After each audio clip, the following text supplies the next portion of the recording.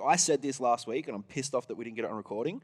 I was like, this is my moment where I'm going to flash back in 4 years and say I called it. You're going to do a Gary V. Bro, that's what I'm saying. You're going to do a reel of I wish. what you said Well, 3 years ago. Bro, and it you were wasn't just like, recorded. It Yeah, wasn't. but you know what the gangster move would be is you getting out there and actually creating this platform instead.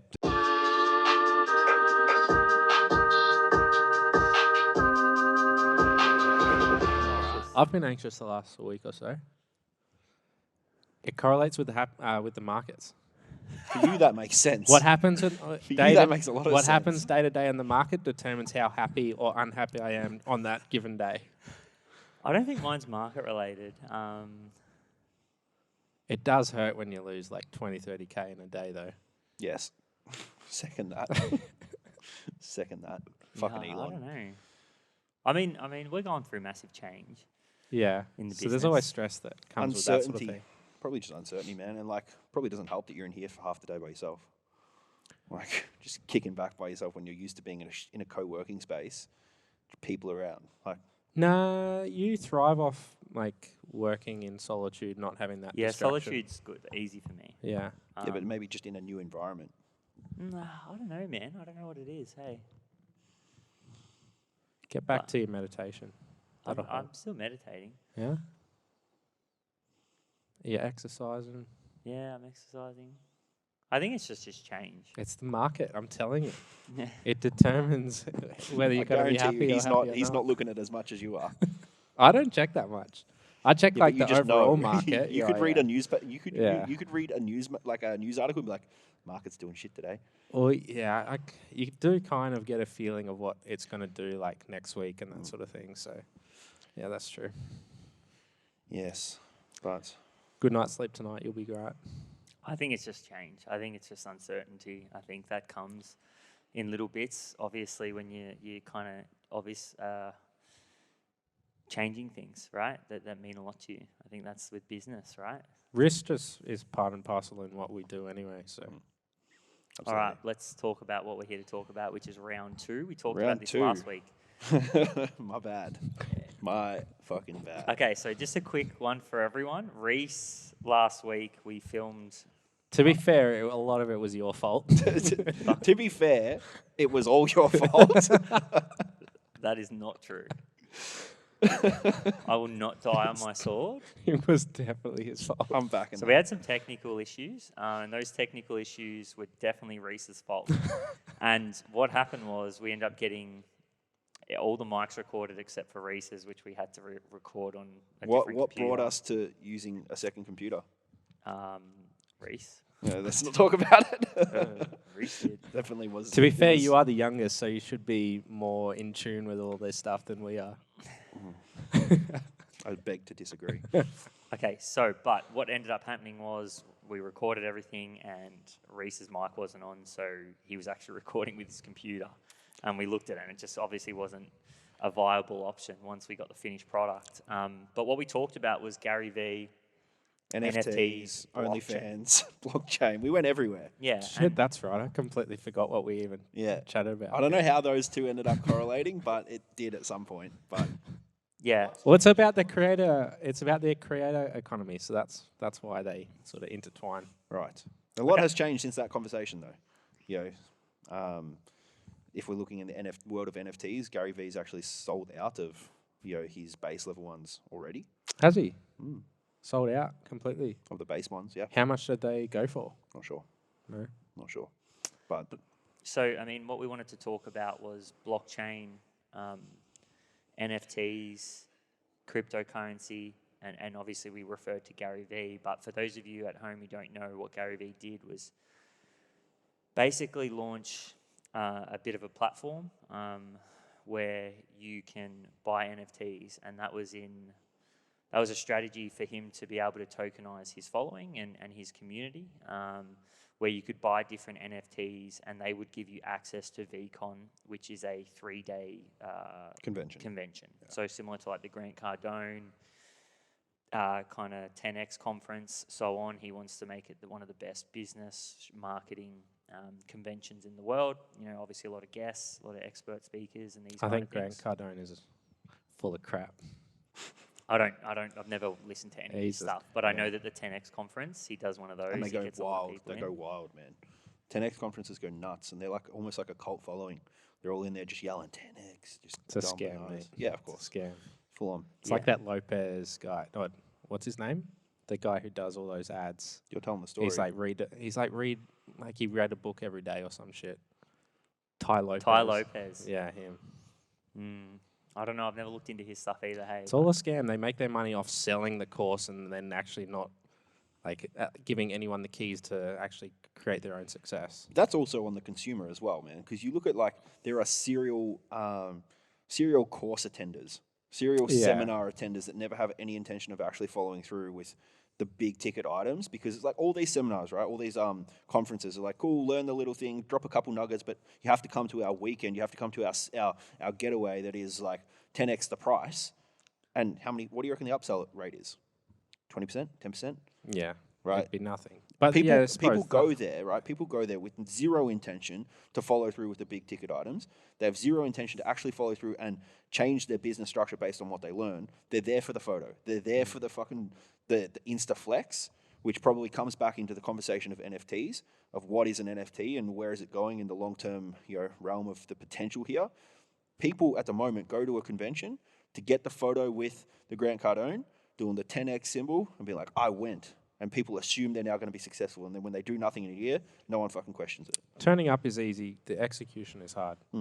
It's funny though. I mean, I kind of look at the other side of it and go like, it is education. Yeah, like there's people that are up on that stage that Grant Cardone would actually be interviewing that have some validity, right? Of course. And it's kind of like, like I don't know about Grant Cardone. Haven't really done anything of his, but I know that there's some people up on that stage that have validity, and I think it's education, yeah? So I think at the end of the day, education is the core of what is of everything, yeah? Like if you want to make progress, you first have to become educated.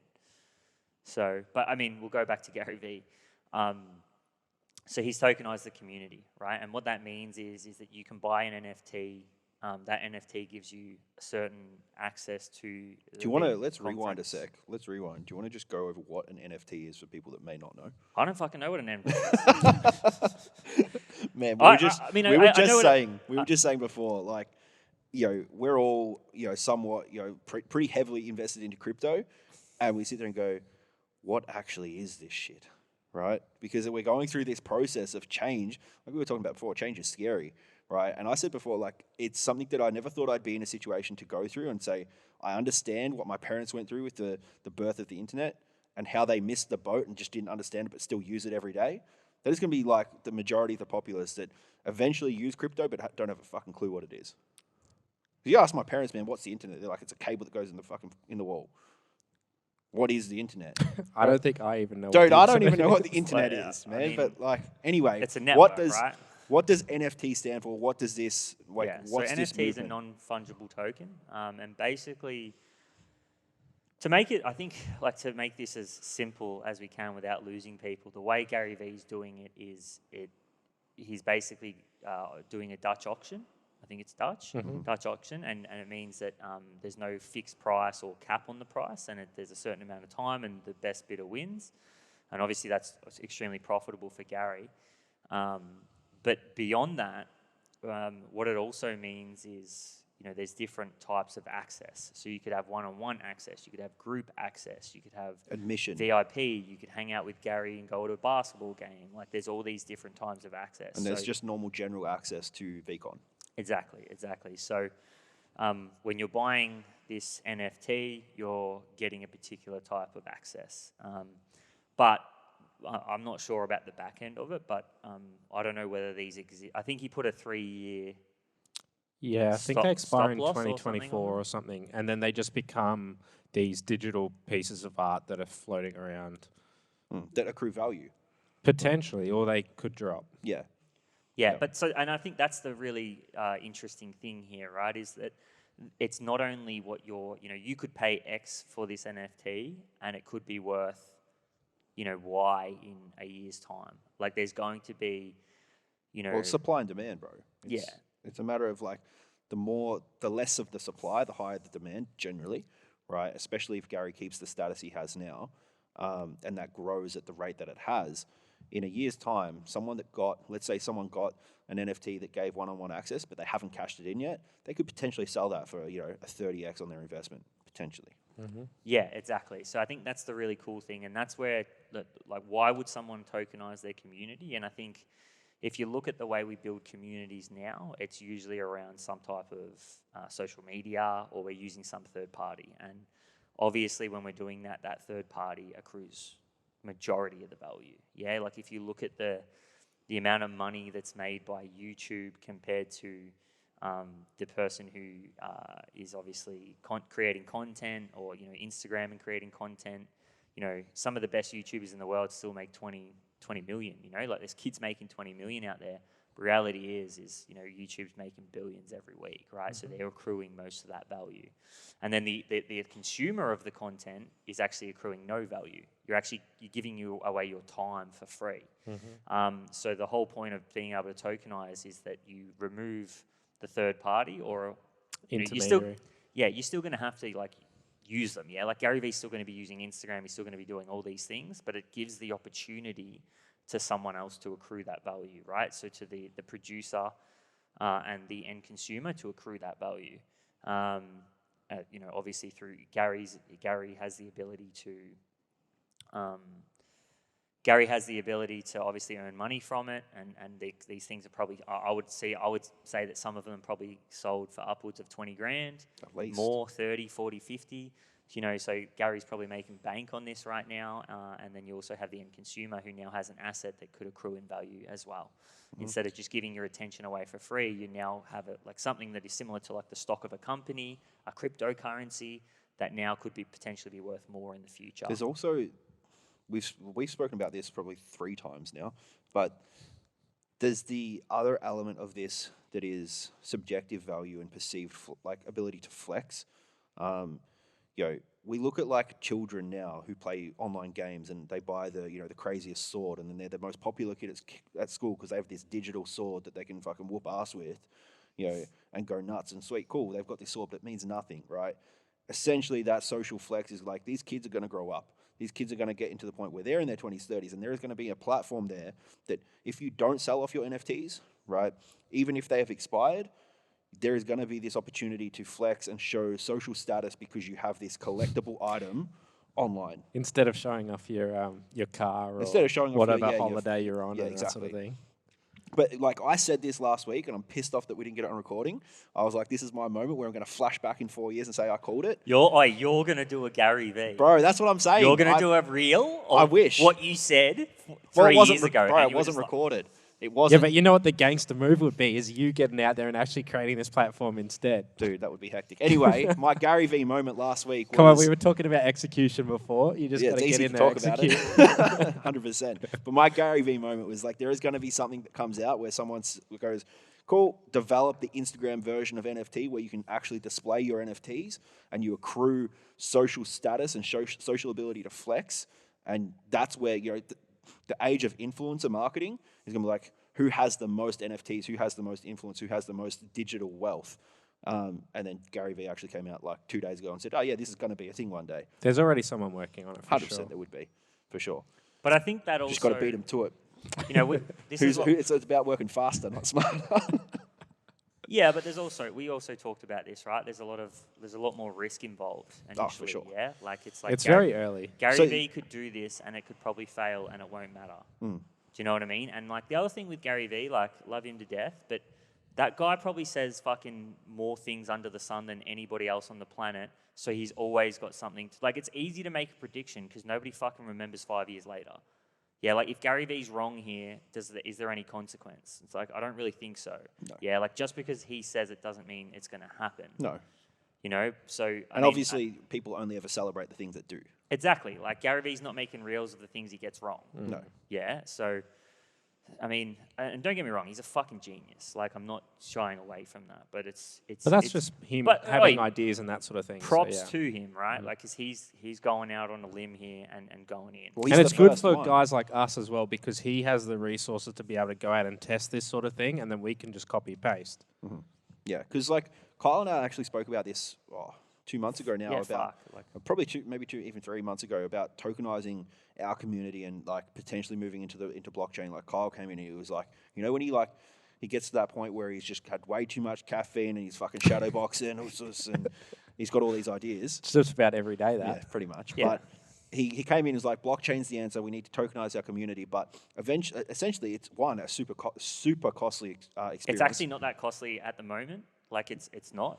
It's just about the execution and how risk. you actually The potential fit for it risk. to the market that you're in. Yeah. Because my idea had nothing to do with the convention. No. Yeah, my idea was actually more about the future of Potential, like incentivizing the community to do Well, so. you not can even you can incentivizing the community, incentivizing talent and influence. yeah. So like instead of incentivizing the community that would be using our product, we would allocate 20% there, but we would allocate more so majority of those tokens based on incentivizing top-end talent to help come teach in our school. Yeah. Yeah, because that's where we see the biggest opportunity, because it means we don't have to give away equity of our company. We can instead give away the value of these coins. But you and can also tokens. attach your future revenue towards it as we were well. gonna do That's that. driving even more value. Allocate that's the 30% of goal. it, like 30%, 10%, whatever it is. 30%. 30%. Fucking gagging, aren't you? Let's go, mate. If it's there, Yeah. Shit, you want to make sure your profit margins are quite high. I was going to say 30%, brother. mate, with these changes we've got going, I Love don't the- know, I I love don't know the what balance sheet he's looking at. We love the community, but not that much. hey, maybe we will. Who knows? Um, But my point is, it's all good to again talk about this thing about tokenizing and stuff. But one of the big things that, as you mentioned, Braids, is potential for risk here is huge. Yeah. So let someone else pave the way. And yes, we may not do things the same way eventually as what Gary Vee's done, but we can use that as influence to go, okay, this is the direction you can potentially make. And that's essentially, if you look at why should everyone be paying attention to this? Because it's potentially the pathway for culture, community. It's potentially the answer for, I guess, future growth. Yeah, I think the biggest thing here for me is like looking beyond that, right? Like I think, we're only looking at this on a really small spectrum, and you talked about it. Me and you've sat over for brekkie and talked about real estate and potentially here, and I think this is probably where most people are missing the mark on blockchain.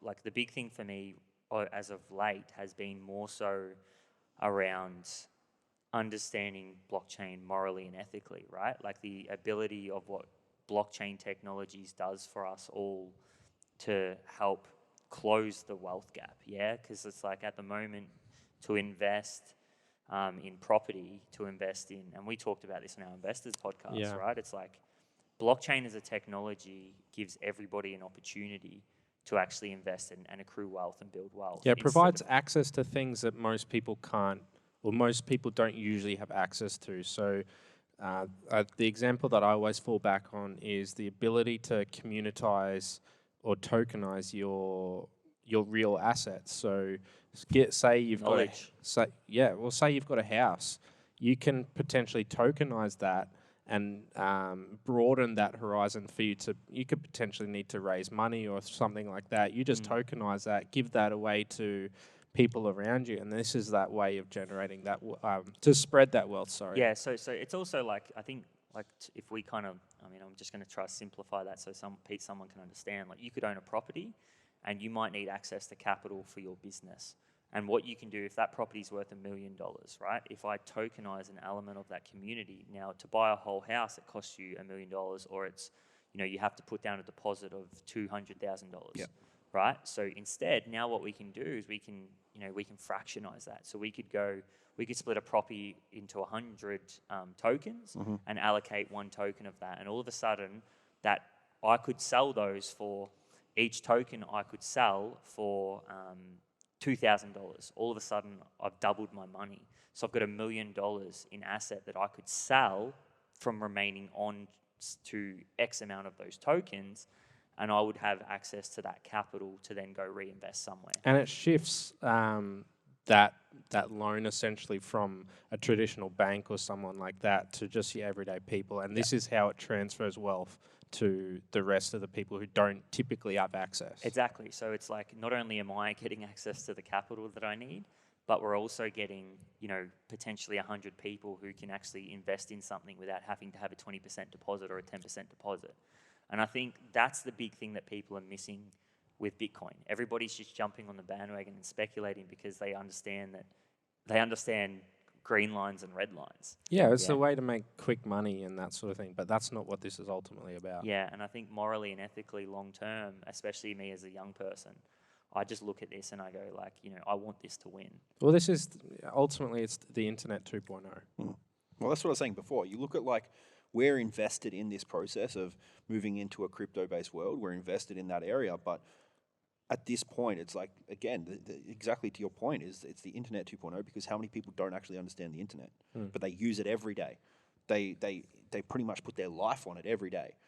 In 10 years' time, man, crypto is going to be a very similar thing where there's going to be very few people that genuinely understand it, but they use it every day. Because if it gets mass adoption, man, if you get mass adoption of crypto where it's actually usable, spendable on everyday items, do you really think people are going to take the time to understand it? No, they're going to say, I can spend this and essentially be in a decentralized position from risk. I don't think it's their... I think if we get to that point, though, I don't think it's their responsibility to understand it. No, it's not. It's the business... Because like we look at... If it becomes normalized in businesses, that's who you want to understand it, because that drives the ship forward with it. Yeah, so... Yeah, it's interesting because, I mean, and then that's again, if we kind of bring this back to Gary Vee and what he's doing, you need more guys like him actually pushing this stuff forward, because someone like him who can push this technology forward forces innovation. And, the more of those people that come on board, the quicker the adoption will actually occur. And I think that's, again, I don't know. I'm like a half fan of Gary Vee, and then I'm like a half not fan. I'm more of a fan now that he's done this. But I think something like this for me is someone who's a young individual who's eventually going to have kids.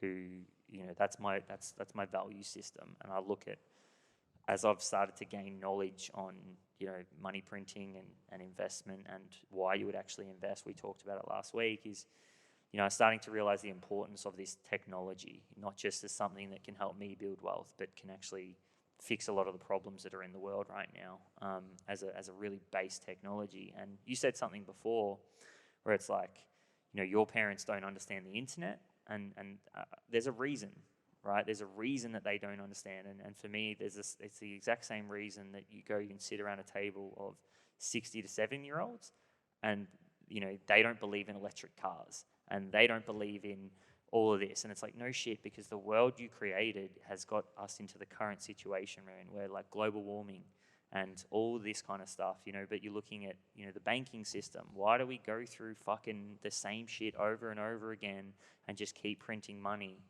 Prof says it best, right? You're kind of stealing from future generations. And for me, I think about that in my children. And we listened to a guy named Greg Foss, and he said that we're literally, like, our kids are guaranteed to experience the debasement of the current financial system. They're guaranteed. And that's scary. That's mutiny. Yeah, like, that's mutiny. You know what I mean? Like, these things always lead to wars and, exactly. and that sort of thing, yeah. And it's like, you just think about that and you go, okay, well, how important is this technology on a greater spectrum, on a greater level? And I think that's more so what I look at, and in everything, right? Like, it's going to do some amazing things in property. It's going to, and I honestly think we have no idea what it's going to do yet. And I'm even looking into it in the asset management space as well. So the areas that this thing's going to reach, it's going to be very, very vast. Yeah. But it's going to take time to... It's impossible to predict it now too. Yeah, exactly. You're just kind of trying to, dot some I's, cross some T's. Which is why we have people experimenting and doing all the hard work. And then you piggyback. Yeah. Copy Apple. Yeah. And it's interesting. I mean, like, and again, like, this is why, like, you look at some of these things like Dogecoin and all what these... coin? Doge? Is it Doge? Doge. I don't think anyone really knows what it is. Shibu, like all of these ones where it's like people are jumping on that bandwagon just to get filthy rich. And it's like, I get it. It's a short-term thinker. Yeah.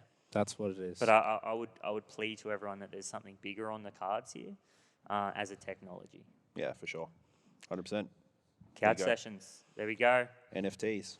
We talked about it. We got it out finally. Reece didn't fuck it up this time. Oh. Hopefully Kyle didn't, though. There's still a chance. Yeah. Couch sessions, guys. So this is the first. I feel like I've said that twice now. Is that deja vu? Well, It you is. did. You said it once All right, because we so this fucked it up. Yeah, but it didn't work. So this is the first episode of Couch Sessions. Basically, we're just going to talk about anything that's relevant, anything that has happened to us individually throughout the week, topics that we're seeing, maybe something that we've seen in a magazine. I said this last week. Who reads magazines? And I said that last week too. New York Times, all right, digital magazine. But yeah, so couch Whether sessions. you sit down or stand up. Yeah. Shit, that one's relevant. Hey, The don't you stand-up bring king. that up. Okay, so He's not ready. He's not ready. but we also want you guys to give us as much feedback as you can, and also bring topics to the forefront. Make sure that you're reaching out to us and telling us what you want us to talk about, because couch sessions is that time where it's like we can talk about absolutely anything, and we will talk about absolutely anything. So, especially because it's a new episode as well. So as much feedback as possible is great. But thanks for tuning in, and we'll see you sometime next week. Thanks, guys. Cheers. See ya.